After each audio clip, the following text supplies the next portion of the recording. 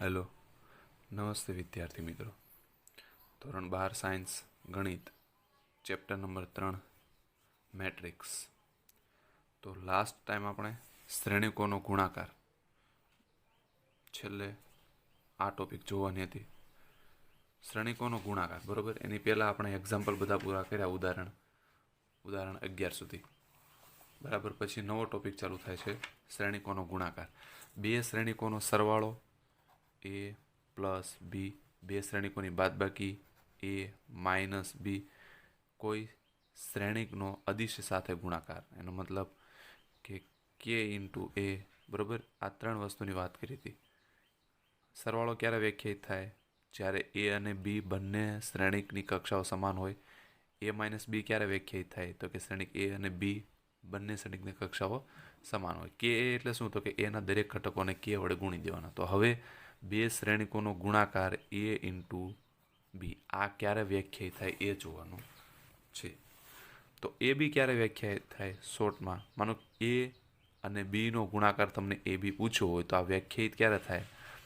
તો કે શ્રેણિક એની કક્ષા લખો. માનો કે એ છે 2x3ની અને શ્રેણિક બીની કક્ષા છે 3x5ની. તો આપણે વાત કરી હતી છેલ્લે કે જો શ્રેણિક એના સ્તંભની સંખ્યા અને શ્રેણિક બીના હારની સંખ્યાઓ સમાન હોય, એનો મતલબ શું? પહેલાનો બીજો ઘટક ને બીજાનો પહેલો ઘટક, આવી રીતે યાદ રાખો તો ચાલે, બરાબર. પહેલાનો બીજો ઘટક, બીજાનો પહેલો ઘટક, જો એ બંને સમાન હોય તો જ એ બી વ્યાખ્યાયિત થાય. તો અને તો જ શ્રેણિક એ બી, એ અને બીનો ગુણાકાર વ્યાખ્યાયિત થાય. અને આ જે શ્રેણિક ગુણાકાર વ્યાખ્યાયિત થાય, નવો જે શ્રેણિક મળે એનો કક્ષા શું હોય? તો કે આ જે બાકીના બે આંકડે રહી, પહેલાની હાર અને બીજાનો સ્તંભ 2x5. તો આ જે એ બી મળે એ 2x5નો શ્રેણિક મળે, બરાબર છે. ફરીથી તમને કોઈ એમ પૂછે કે મારે એક શ્રેણિક બી આપ્યો છે, એક શ્રેણિક એ આપ્યો છે, તો એ બંનેનો ગુણાકાર બી એ ક્યારે મળે, ક્યારે વ્યાખ્યાયિત થાય? તો કે પહેલાના સ્તંભની સંખ્યા અને બીજાના હારની સંખ્યાઓ સમાન હોય. તો એનો મતલબ પહેલાના સ્તંભની સંખ્યા, આ માનો કે 1x3 ઓર્ડરવાળો શ્રેણિક છે અને એ જે છે એ 3x7 ઓર્ડરવાળો શ્રેણિક છે. તો અહીંયા જુઓ તમે, આ અને આ બંને સમાન છે, હા, તો બી એ વ્યાખ્યાયિત થાય છે. અને બી એની કક્ષા કઈ છે? તો કે આ 1x7ની. આની કક્ષા કઈ થશે? તો 1x7ની. તો જોઈ લઈએ. જો શ્રેણિક એ અને બીના ગુણાકારને એ બી વડે દર્શાવે છે, બરાબર. શ્રેણિક એ આપ્યો હોય, બી આપ્યો, એમ કે બંનેનો ગુણાકાર, તો એ બી વડે દર્શાવે. શ્રેણિક એ અને બીના ગુણાકાર માટે એટલે કે એ બીમાં એના સ્તંભની સંખ્યા અને બીના હારની સંખ્યાઓ સમાન હોવી જોઈએ. જો એ બીનો ગુણાકાર કરવો હોય આપણે, તો શું કીધું? કે પહેલાના સ્તંભની સંખ્યા અને બીજાના હારની સંખ્યા સમાન હોવી જોઈએ. જો એ બીમાં એટલે આ જે પહેલો ઘટક, આ બીજો ઘટક, તો એ બીમાં એના સ્તંભની સંખ્યા, બરાબર, આના સ્તંભની સંખ્યા અને બીજાના હારની સંખ્યા અને બીની હારની સંખ્યા સમાન હોવી જોઈએ, બરાબર. જો આ ફરી જાય, એ બીની જગ્યાએ જો બી એ થઈ જાય તો શું થશે? બીના સ્તંભની સંખ્યા અને એના હારની સંખ્યા, બરાબર. અને આને તમે આવી રીતે લખી નાખો 3x5. આ શ્રેણિક બી છે 3x5નો હોય, એ જો 3x5નો હોય તો બી એ વ્યાખ્યાયિત થશે નહીં. બી એ કેમ વ્યાખ્યાયિત નહીં થાય? કારણ કે આનો બીજો ઘટક શું છે? 5 અને આનો પહેલો ઘટક 3, બંને સમાન નથી, એટલે બી એ વ્યાખ્યાયિત થાય નહીં. બી એ ગુણાકાર ક્યારે વ્યાખ્યાયિત થાય? કે જ્યારે પહેલા ક્યારે ગુણાકાર વ્યાખ્યાયિત થાય? એ અને બીનો ગુણાકાર વ્યાખ્યાયિત ક્યારે થાય? તો કે આના સ્તંભની સંખ્યા અને આના હારની સંખ્યાઓ સમાન હોય તો જ, બરાબર. ધારો કે એ કોઈ શ્રેણિક એ આપ્યો છે જેની કક્ષા છે m×n, m હાર n સ્તંભ, તથા શ્રેણિક બી એક બીજો આપ્યો છે જેની કક્ષા છે n×l, એટલે n હાર અને l સ્તંભ, બરોબર. તો અહીં એ બી વ્યાખ્યાયિત થશે. એની કક્ષા છે m×n, બરાબર. એની કક્ષા છે m×n અને બીજો એક શ્રેણિક હું બી લઈ લઉં તો એની કક્ષા છે શું? બીની કક્ષા છે n×l. તો એ બી વ્યાખ્યાયિત થશે. એ બી ક્યારે વ્યાખ્યાયિત થાય? તો કે આનો બીજો ઘટક અને આનો પહેલો ઘટક, તો આનો બીજો ઘટક શું છે? n, અને બીજાનો પહેલો ઘટક શું છે? n. બંને સમાન છે, હા, તો એ બી વ્યાખ્યાયિત થશે. અને એનો ઓર્ડર કયો? એમ ક્રોસ એલ, બરોબર, આનો પહેલો અને આનો છેલ્લો એમ ક્રોસ એલ. બી એ વ્યાખ્યાયિત થશે.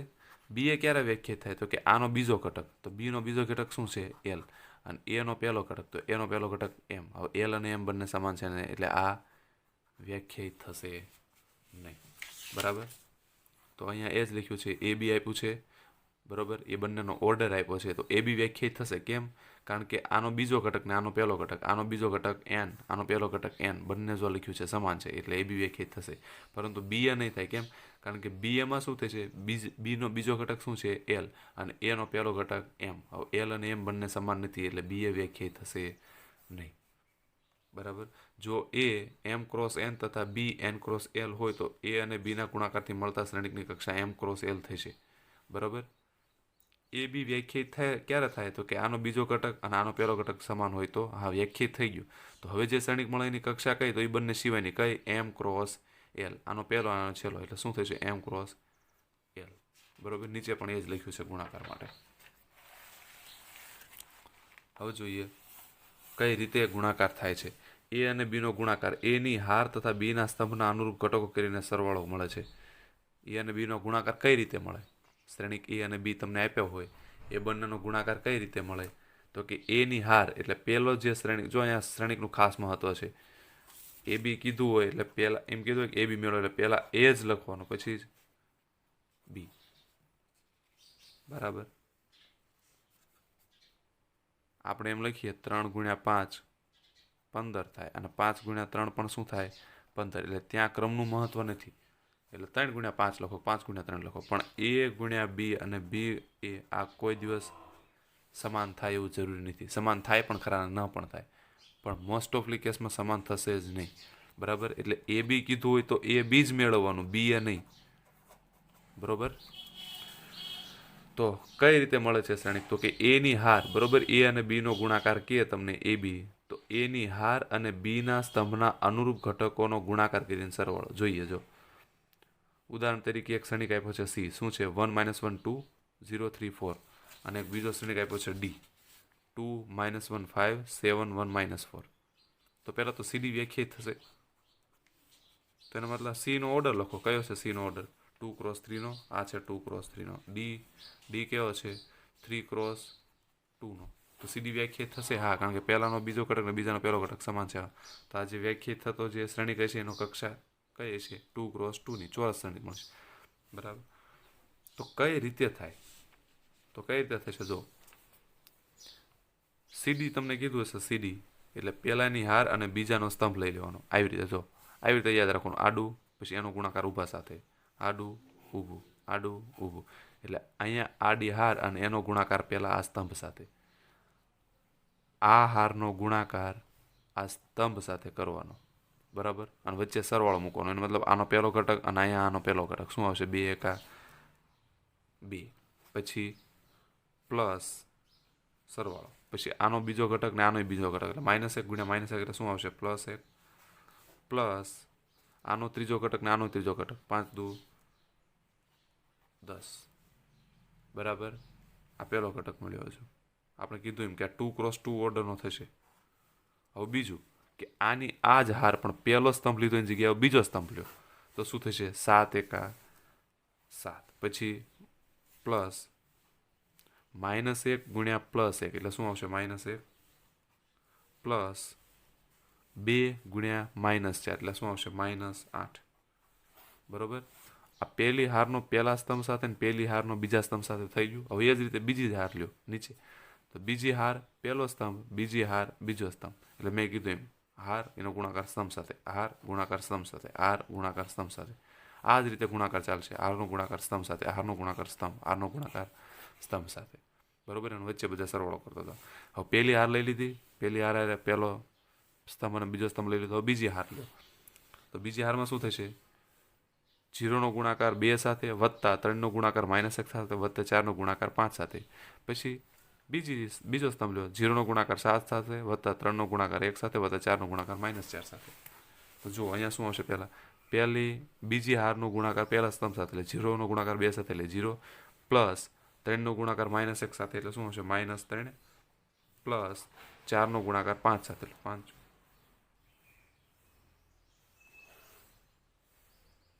5 ચોક 20 બરોબર. પછી આ હારનો ગુણાકાર બીજા સ્તંભ સાથે, તો 0નો ગુણાકાર 7 સાથે એટલે 0, પછી 3નો ગુણાકાર 1 સાથે એટલે 3 એકા 3, અને પછી 4નો ગુણાકાર -4 સાથે એટલે શું આવશે માઇનસ ચોકે ચોકે 100. લ્યો આ શું થયું 2 ને 1 3, 3 ને 10 એટલે 13, 7, પછી આ -1 છે અને આ -8 છે એટલે 8 ને 1 9 એટલે -9 + 7 એટલે -2, પછી 20 માં 3 જાય તો 17, અને 16 માં 3 જાય તો -13. બરોબર. તો આ સી અને ડી નો ગુણાકાર સીડી આવી રીતે વ્યાખ્યાયિત થાય. આપણે કીધું હતું કે એનો ઓર્ડર કયો હશે સીડી નો 2x2 નો, તો જો થઈ ગયો 2x2 નો ઓર્ડર. બરોબર. 2 હાર અને 2 સ્તંભ. તો જો એનો જવાબ 13 -2 17 -13. બરાબર. એટલે ટૂંકમાં યાદ શું રાખવાનું, સૌથી પહેલા જો કોઈ બે શ્રેણિક આપ્યા એ બંનેનો ગુણાકાર આપણે અહીં કીધું છે કે સીડી વ્યાખ્યાયિત કરો, તો સીડી એટલે પહેલા સી શ્રેણિક મૂકવાનો, એની સાથે બાજુમાં ડી. બરોબર. સીડી એટલે પહેલા સી શ્રેણિક મૂકવાની બાજુમાં ડી. હવે પહેલો હાર પહેલો સ્તંભ, પહેલી હાર બીજો સ્તંભ, એ પતી જાય. પછી બીજી હાર પહેલો સ્તંભ, બીજી હાર બીજો સ્તંભ. બરોબર. આ રીતે. બરોબર. પણ એ ડીસી ને વ્યાખ્યાયિત થાય. જોઈએ ડીસી વ્યાખ્યાયિત થાય છે. સીડી હતો ને, હા, સીડીમાં શું ઓર્ડર હતો 2x3, અને આનો ઓર્ડર શું હતો 3x2 નો. તો સીડી વ્યાખ્યાયિત થતું કારણ કે આનો બીજો ઘટક ને આનો પહેલો ઘટક સમાન હતો.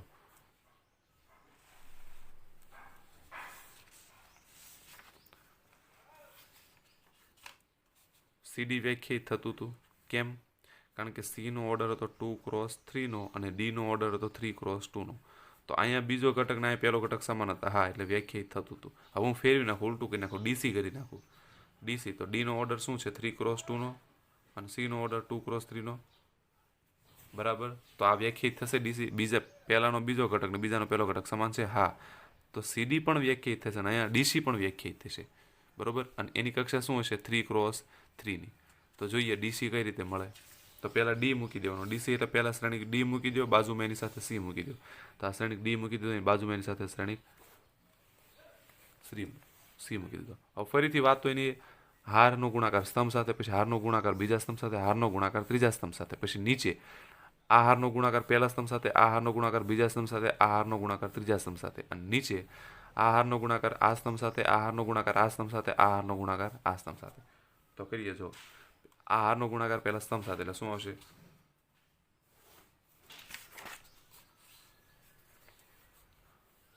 આ હારનો ગુણાકાર આ સ્તંભ સાથે એટલે 2 એકા 2 વત્તા આનો ગુણાકાર આની સાથે એટલે 0. પછી બાજુમાં કે આનો ગુણાકાર આની સાથે એટલે 2 ગુણ્યા -1 એટલે -2 વત્તા 7 તેરીને 21. પછી આનો ગુણાકાર આની સાથે એટલે 2 દુ 4 વત્તા 7 ચોક 28.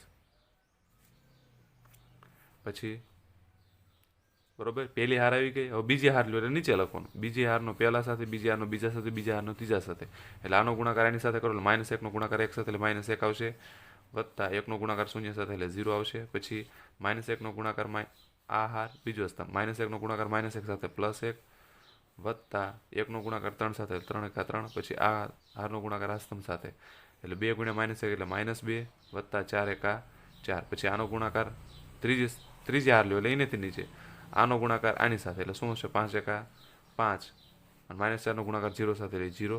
પછી આનો ગુણાકાર આની સાથે એટલે 5 ગુણ્યા -1 એટલે -5, અને -4 ગુણ્યા 3 એટલે 4 તેરી 12 પણ કેવા માઇનસ. પછી આનો ગુણાકાર આની સાથે એટલે 5 દુ 10. પછી -4 નો ગુણાકાર 4 સાથે એટલે -16.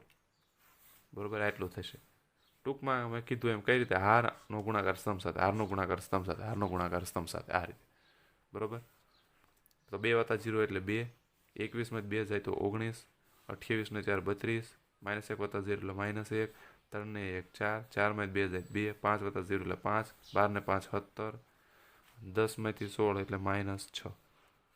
આપણે વાત કરી હતી સીડી કઈ કક્ષાનો બનશે, ત્યાં કીધું તું જો સીડી ને ડીસી વ્યાખ્યાયિત થાય છે. હા, 2x3 નો. તો એની કક્ષા કઈ? તો બાકીના બે રહ્યા શું બનશે 3x3 ની. તો જો બની આયા 3x3 ની 3 હાર 3 સ્તંભ. બરોબર.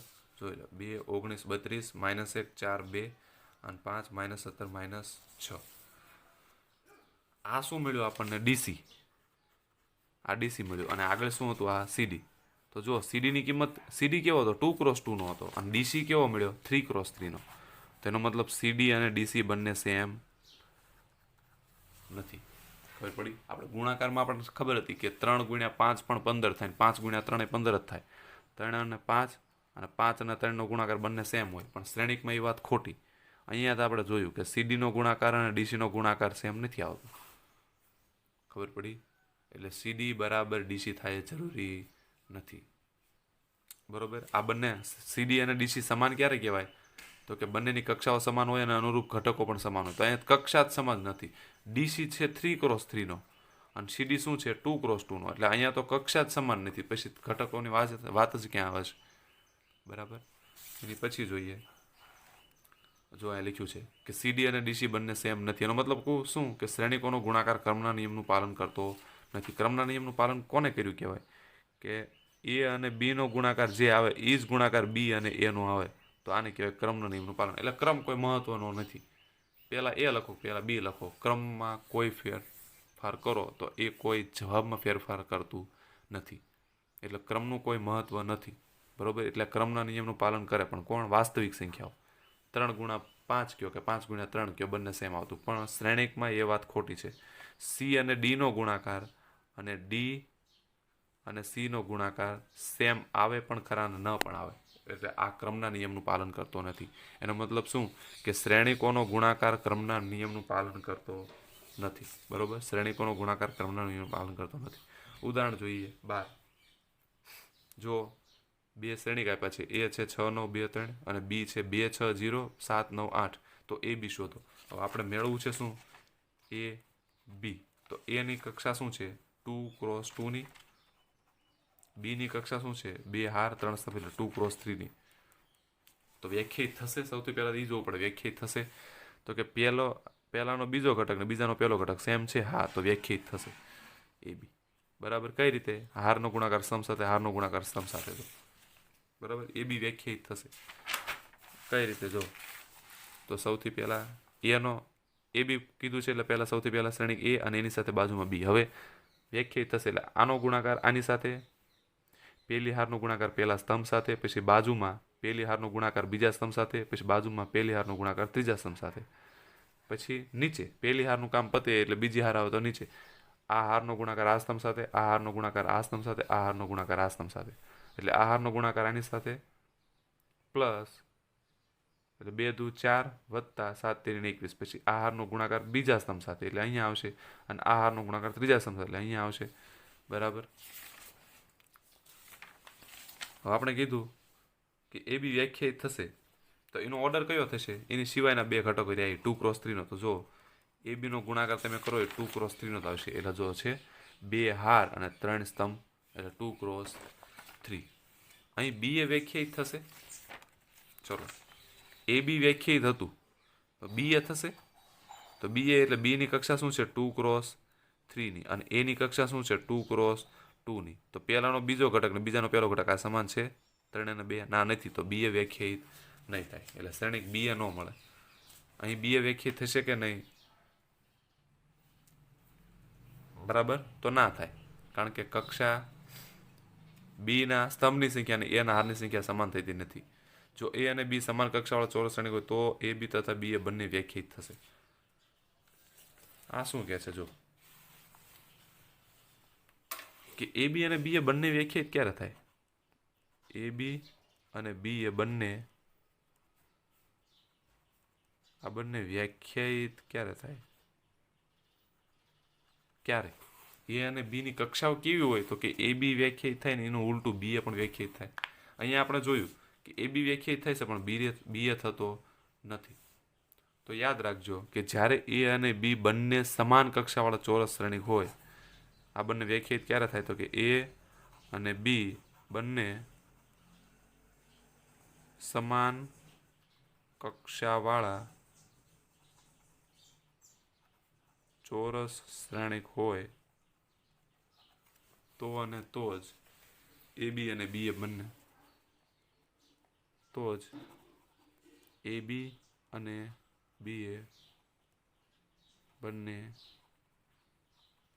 વ્યાખ્યાયિત થાય. બરાબર.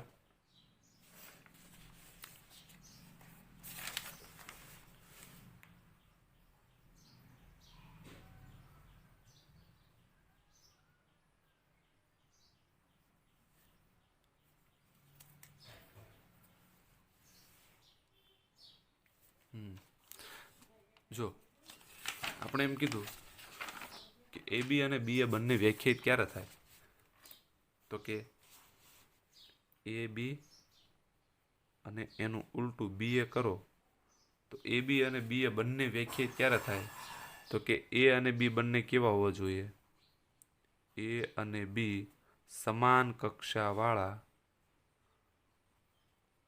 ચોરસ શ્રેણિક હોય તો. બરોબર. એ અને બી જો બંને સમાન કક્ષાવાળા ચોરસ શ્રેણિક, એનો મતલબ જો એ 2x2 નો હોય તો બી પણ કેવો હોવો જોઈએ 2x2 નો. એ જો 3x3 નો હોય તો બી પણ 3x3 નો હોવો જોઈએ. જો આવું થાય, એ અને બી બંને સમાન કક્ષાવાળા ચોરસ શ્રેણિકો હોય તો અહીંયા એ બી અને બી એ બંને વ્યાખ્યાયિત થશે. એ જ રીતે અહીંયા એ બી અને બી એ બંને વ્યાખ્યાયિત થશે. પણ એવું જરૂરી નથી કે એ બી અને બી એ ત્યારે જ વ્યાખ્યાયિત થાય કે જ્યારે એ અને બી બંને સમાન કક્ષાવાળા ચોરસ શ્રેણિક હોય. એ અને બી કદાચ સમાન કક્ષાવાળા ચોરસ શ્રેણિક ના હોય ત્યારે પણ થાય. અહીંયા આપણે પહેલા જ ઉદાહરણ જોયું. જો આ ઉદાહરણ જો સી, અહીંયા જો સી ની કક્ષા કેવી હતી, સી નો ઓર્ડર શું હતો 2x3 નો, અને ડી નો ઓર્ડર શું હતો 3x2 નો. જો સી નો ઓર્ડર હતો 2x3 નો, ડી નો ઓર્ડર હતો 3x2 નો, તો સીડી વ્યાખ્યાયિત થતું હતું. હા, તો સીડી નો ઓર્ડર કયો થતો હતો 2x2 નો, કારણ કે આ બંને સેમ છે એટલે એની સિવાયનો. હવે ડીસી વ્યાખ્યાયિત થતું હતું. હવે ડી નો ઓર્ડર શું હતો 3x2 નો અને સી નો ઓર્ડર 2x3 નો, તો ડીસી વ્યાખ્યાયિત થતું હતું. હા, કારણ કે આ બંને ઘટકો સમાન છે એટલે ડીસી પણ વ્યાખ્યાયિત થતું હતું. કયો ઓર્ડર આવતો 3x3 નો. તો જુઓ અહીંયા સીડી વ્યાખ્યાયિત થયું અને ડીસી પણ વ્યાખ્યાયિત થયું. પણ અહીંયા જો સી અને ડી બંને સમાન કક્ષાવાળા ચોરસ શ્રેણિક નથી. સી 2x3 નો હોય અને ડી 3x2 નો હોય. બરાબર. એટલે સમાન કક્ષાવાળા ચોરસ શ્રેણિક છે જ નહીં. ચોરસ શ્રેણિક પણ નથી. સમાન કક્ષાવાળો તો અલગ વાત છે, પણ ચોરસ શ્રેણિક પણ નથી. જો સી માં શું છે 2x3 અને ડી શું છે 3x2. તો એનો મતલબ સી અને ડી અહીંયા તો ચોરસ શ્રેણિક પણ નથી. તેમ છતાં પણ સીડી અને ડીસી બંને વ્યાખ્યાયિત થાય છે. બરોબર. એનો મતલબ શું કે સીડી કોઈ શ્રેણિક એ અને બી માટે જો એ બી અને બી એ બંને વ્યાખ્યાયિત થતા હોય તો એનો મતલબ એવો નહીં કે એ અને બી સમાન કક્ષાવાળા ચોરસ શ્રેણિક હશે જ. અહીંયા જુઓ સીડી અને ડીસી બંને વ્યાખ્યાયિત થતા, તેમ છતાં પણ સી અને ડી સમાન કક્ષાવાળા ચોરસ શ્રેણિક નહોતા. જો બરાબર. પણ હા, જો સમાન કક્ષાવાળા ચોરસ શ્રેણિક હોય, એ અને બી જો સમાન કક્ષાવાળા ચોરસ શ્રેણિક હોય તો આ તો થશે જ. એ બી અને બી એ વ્યાખ્યાયિત થાય જ. બરાબર. તો અહીંયા જો વધારાનું તમારે લખવું હોય,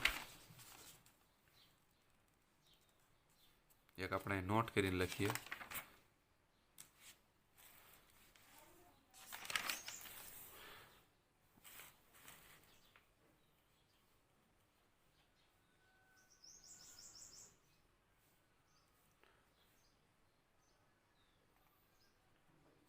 જો એ અને બી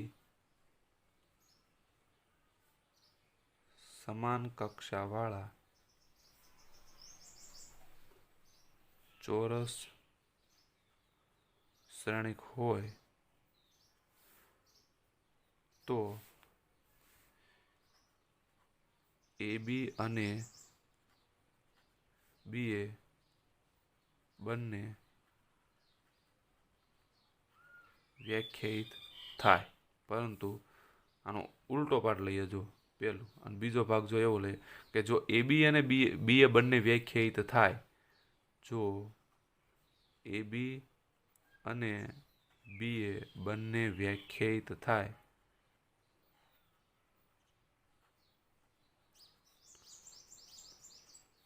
તો એવું જરૂરી નથી. બરોબર. તો એનો મતલબ તો એવું જરૂરી નથી કે એ અને બી સમાન કક્ષાવાળા ચોરસ શ્રેણિક જ હોય. એ અને બી સમાન કક્ષાવાળા ચોરસ શ્રેણિક જ હોય.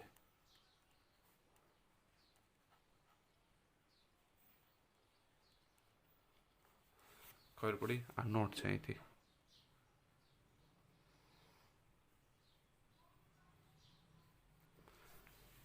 બરોબર. તો ફરીથી એક વખત કે જો એમ કીધું હોય કે સીડી અને ડીસી બંને વ્યાખ્યાયિત છે, તો એનો મતલબ એવો નહીં કે સી અને ડી બંને સમાન કક્ષાવાળા ચોરસ શ્રેણિક જ હશે. નહીં, ના પણ હોય.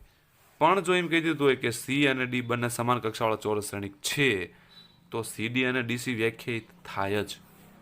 બરાબર, એ ખાસ ધ્યાન રાખજો. પછી ઉદાહરણ 13 જુઓ.